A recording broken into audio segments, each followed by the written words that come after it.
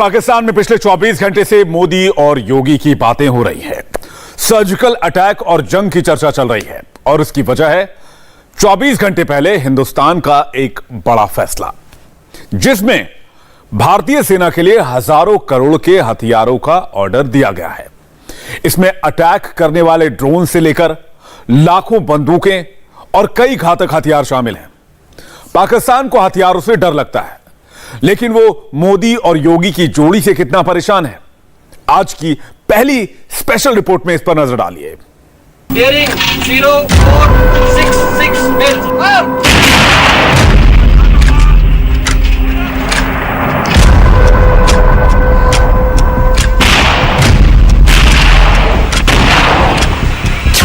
मैं आपको सबसे खतरनाक बात बताऊं, फॉरगेट ये जो कारगिल तो है ही है, जो पीएम मोदी ने जो सर्जिकल स्ट्राइक की थी पाकिस्तान, ये जो बालाकोट, देखिए इंडिया ने इसको फेस किया है और अब उनकी इकोनॉमी, उनके दुनिया में इन्फ्लुएंस आप भी देख रहे हैं, मैं भी देख रहा हूं कैसे बढ़ रहा है। यानी इंडिया सेलिब्रेट कर रहा है अपनी फतह को, विनिंग को।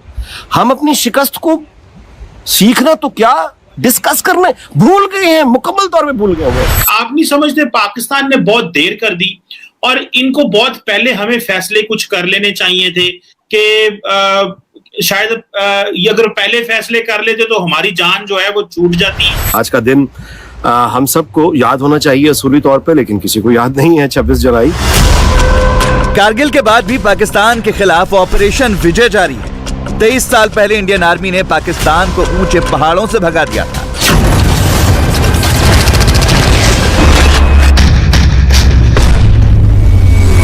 कारगिल युद्ध में बटालिक और टाइगर हिल पर करारी हार पाकिस्तानी फौज अब तक नहीं भूली। युद्ध खत्म हो गया, पर हिंदुस्तान डिफेंसिव के बदले अटैकिंग बन गया।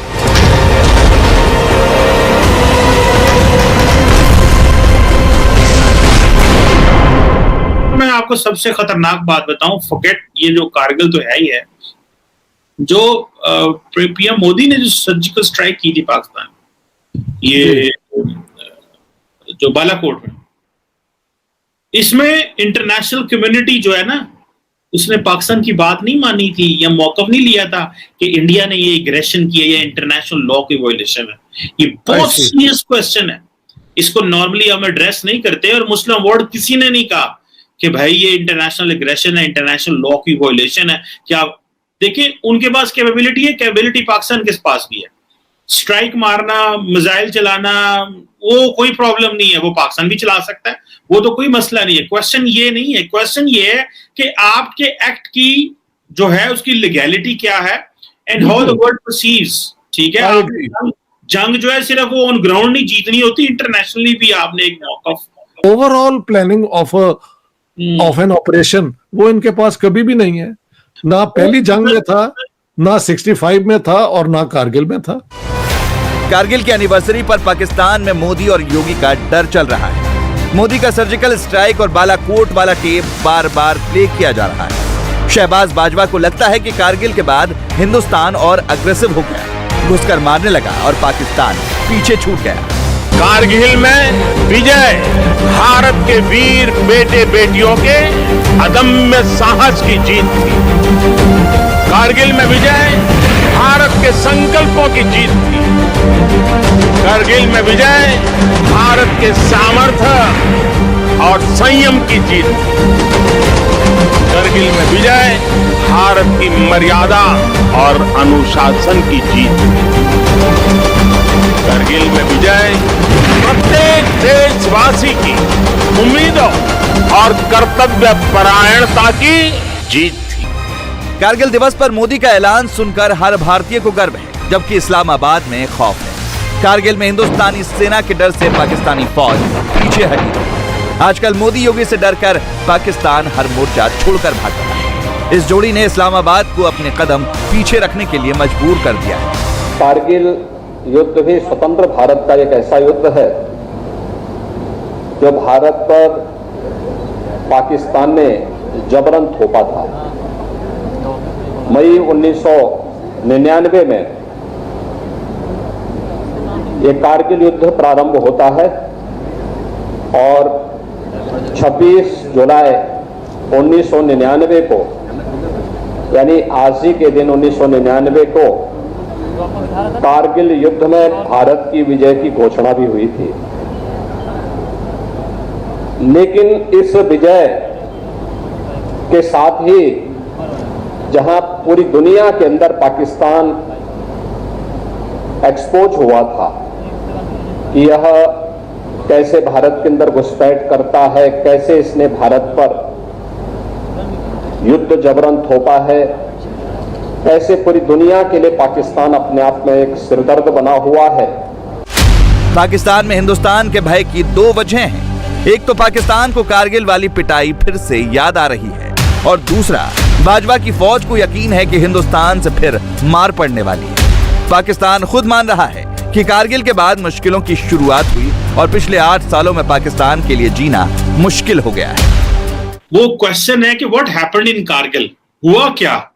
बहुत सारे वर्जन्स हैं, तो एक पाकिस्तानी वर्जन है, एक इंडियन वर्जन है, लेकिन पाकिस्तानियों का भी ये कहना है कि ये जो एडवेंचरिज्म की गई थी जनरल मुशर्रफ से के ने उस वक्त की, और कुछ लाइट इन्फेंट्री के लोग थे जिनको मुजाहिदीन बना के भेजा गया और फिर एक हम जो है वो इंटरनेशनल क्राइसिस में जो है वो चले गए।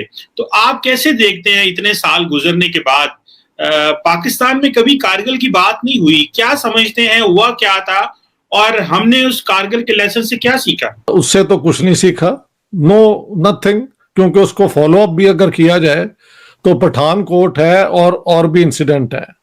लेकिन पाकिस्तान के जितने भी ब्लंडर्स हैं ना, उनमें सबसे बड़ा ब्लंडर कारगिल है, मैं कहता हूं। सारी दुनिया में पाकिस्तान का जो ग्राफ है ना क्रेडिबिलिटी का, कारगिल के बाद गिरा है। और तो और कारगिल के अंदर ऑल वेदर फ्रेंड चाइना ने भी पाकिस्तान की मदद नहीं की। So that was total isolation of Pakistan. Pakistan को लगता है कि मोदी योगी की जोड़ी का कुछ ठीक नहीं, जाने किस गलती पर पाकिस्तान को ठोकने का फैसला कर लिया। कारगिल दिवस पर पाकिस्तान को एक और बुरी खबर मिली।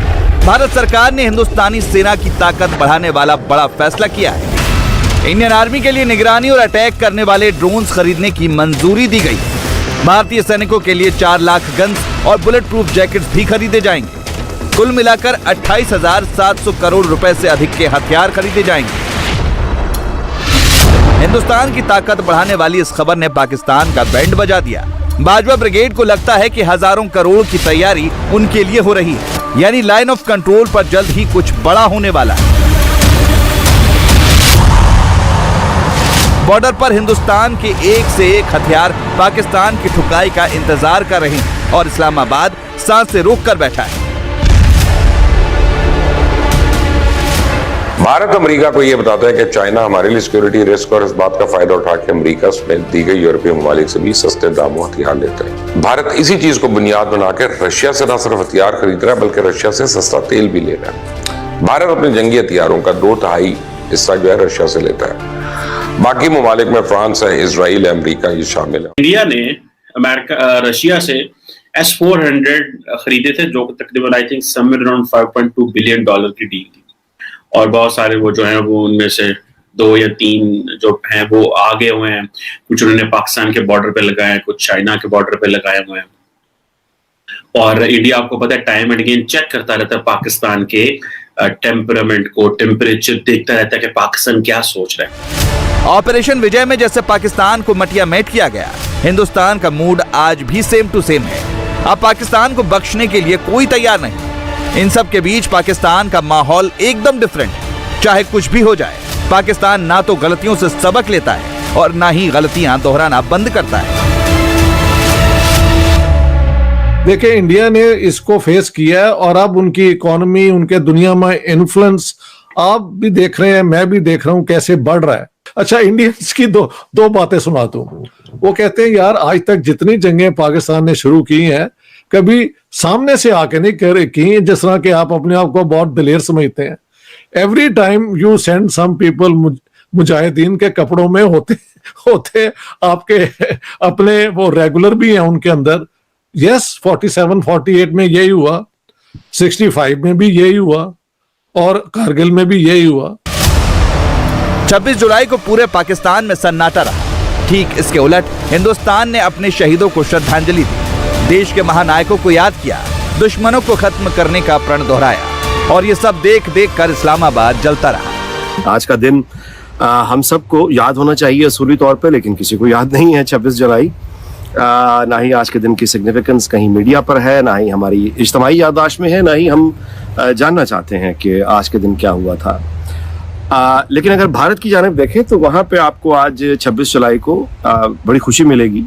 वो आज सेलिब्रेट कर रहे हैं 23rd उनकी एनिवर्सरी है विक्ट्री की। इंडिया सेलिब्रेट कर रहा है अपनी फतह को, विनिंग को। हम अपनी शिकस्त को सीखना तो क्या डिस्कस करना भूल गए हैं, मुकम्मल तौर पे भूल गए हुए हैं। कहीं ज़ेरे बहस नहीं है, कोई दिलचस्पी नहीं है। क्यों हारे? कोई दिलचस्पी नहीं। इसलिए दिलचस्पी नहीं है कि जहां पे तब ताकत थी आज भी वही। पाकिस्तान में ना सरकार है, ना सिस्टम है और ना ही पैसे हैं। शहबाज सरकार की जेब खाली है, मुल्क का बंटाधार हो चुका है, लोगों को रोटी नहीं मिल रही, इसलिए अवाम अपने हुक्मरानों को खरी खोटी सुना रही है। ऐसी हालत में भी सबसे ज्यादा खर्च बाजवा की सेना पर होता है। ये देखकर पाकिस्तान में माहौल ऐसा है कि बाजवा की फौज, बंदूक, टैंक, हथियार सब हटाओ, इसके बदले में आम आदमी को रोटी दे दो।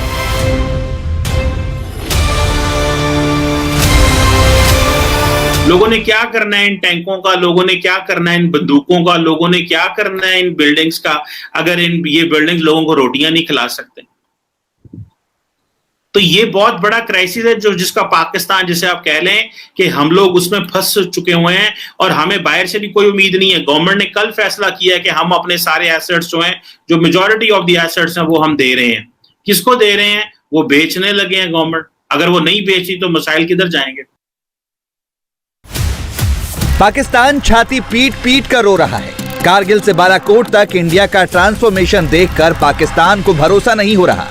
नया हिंदुस्तान खुलकर खेलता है, एग्रेसिव रहता है, घर में घुसकर मारता है। साल 1999 के हिंदुस्तान ने कारगिल में पाकिस्तान का मुकाबला करते हुए एलओसी क्रॉस नहीं किया था। तब इंडियन एयरफोर्स को एलओसी पार जाने की इजाजत नहीं थी। जबकि 2019 के हिंदुस्तान ने पाकिस्तान के बालाकोट में बम गिराया। भारतीय वायुसेना के फाइटर जेट्स ने सीमा पार करके टेरर टारगेट को उड़ा दिया।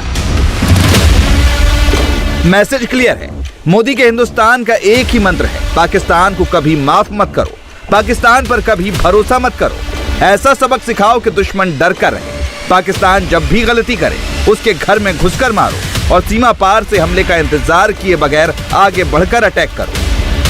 युद्ध सरकारें नहीं लड़ती, युद्ध पूरा देश लड़ता है।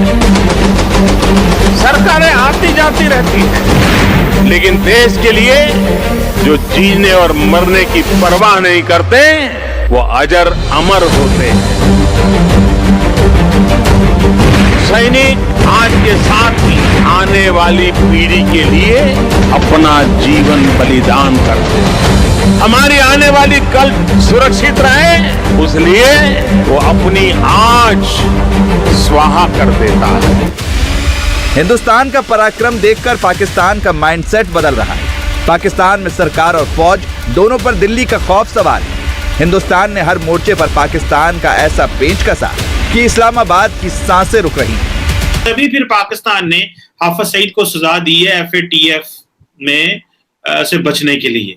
तो ये जो आप समझते हैं, आप नहीं समझते पाकिस्तान ने बहुत देर कर दी और इनको बहुत पहले हमें फैसले कुछ कर लेने चाहिए थे कि शायद ये अगर पहले फैसले कर लेते तो हमारी जान जो है वो छूट जाती। शेख रशीद ने खुद ही कह दिया कि देखो जी, इन्होंने बता दिया था कि अजमल वो जो है कसाब वो पाकिस्तानी है। ये अभी रिसेंटली हुआ है और ये सारी उम्र कहते रहे हैं कि वो तो पाकिस्तानी नेशनल ही नहीं था। आपके अपने होम मिनिस्टर ने यह कह दिया यार। उस दिन इंडियन मजाक उड़ा रहे थे कि यार एक दिन आपके अपने मिनिस्टर ने ये एडमिट कर दिया। So you see this doesn't work international politics में। हिंदुस्तान की जंगी तैयारी ने पाकिस्तान की टेंशन में इजाफा कर दिया और मोदी योगी की जोड़ी के सामने पाकिस्तान की शामत आई। इंडिया टीवी हर वक्त हर जगह डाउनलोड करने के लिए सर्च करें India TV news Google play store या ऐप स्टोर पर।